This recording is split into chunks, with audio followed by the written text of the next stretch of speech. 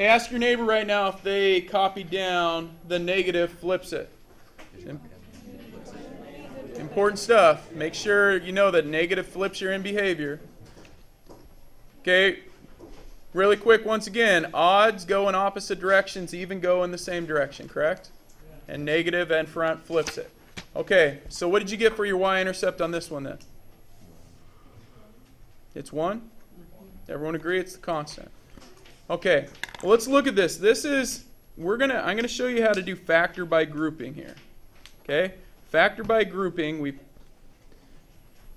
you'll use it hopefully at some point in the future.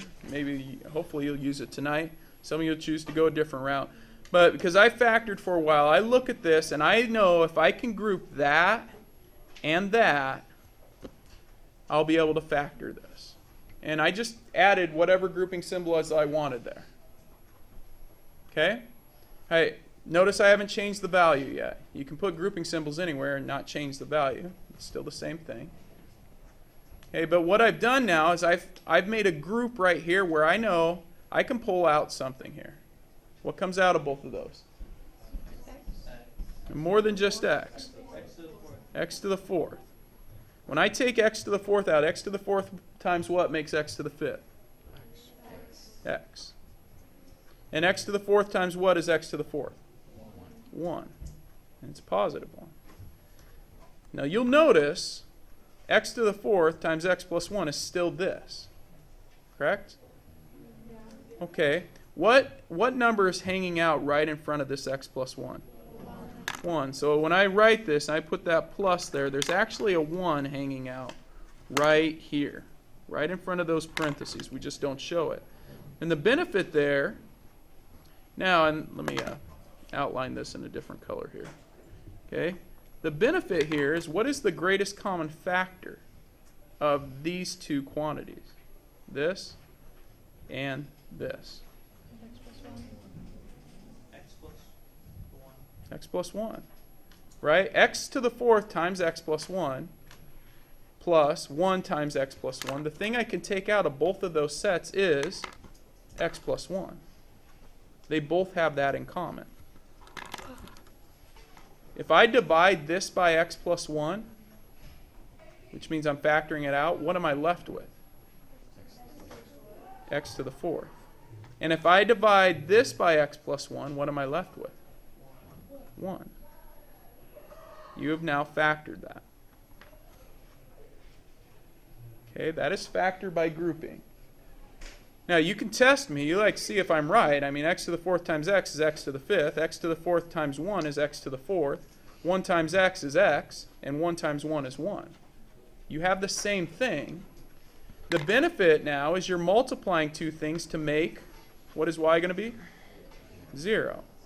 And so that means if this part is 0, x to the fourth plus 1 equals 0, you get x to the fourth equals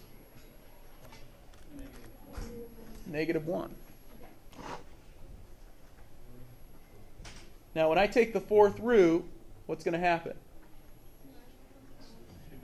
It's going to be imaginary. Even root of a negative number is imaginary, so we don't care about those. They're not going to be x-intercepts. Bless you. X plus 1 equals 0. What's x? X equals negative 1.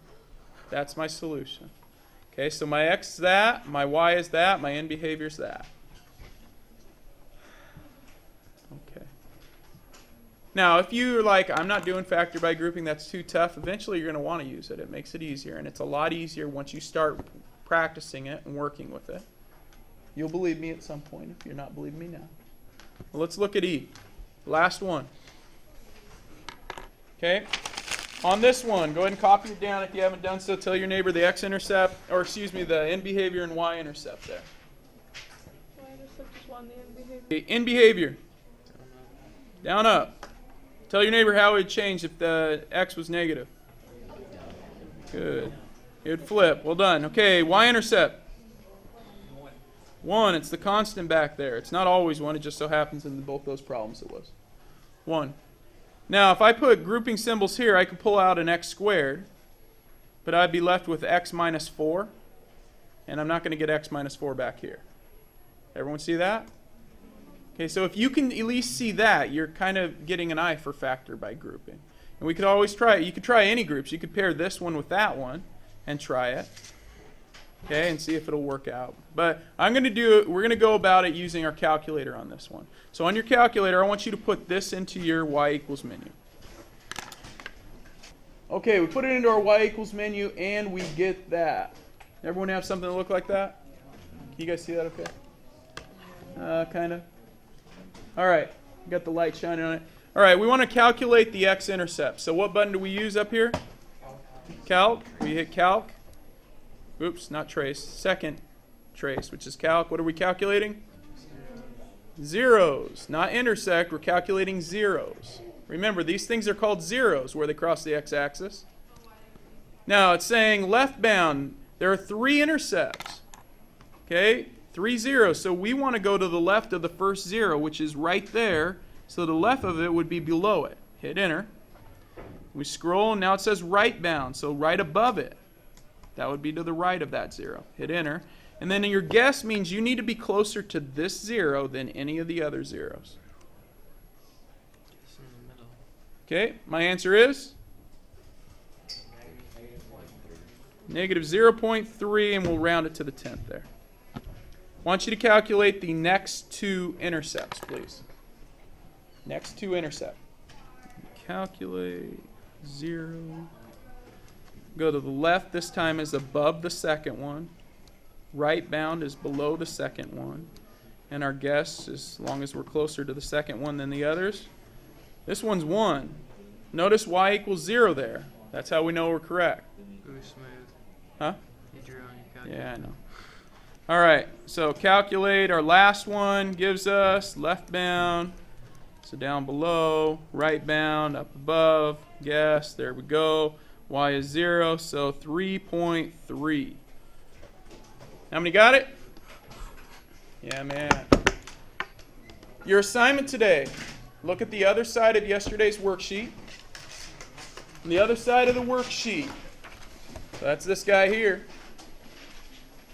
You are going to complete columns 1 and 2. You're crossing out 3. Unless you want to do 3 for extra credit. That's up to you. X-intercepts, Y-intercepts, and 0. Or, excuse me, in behavior. We'll correct it tomorrow.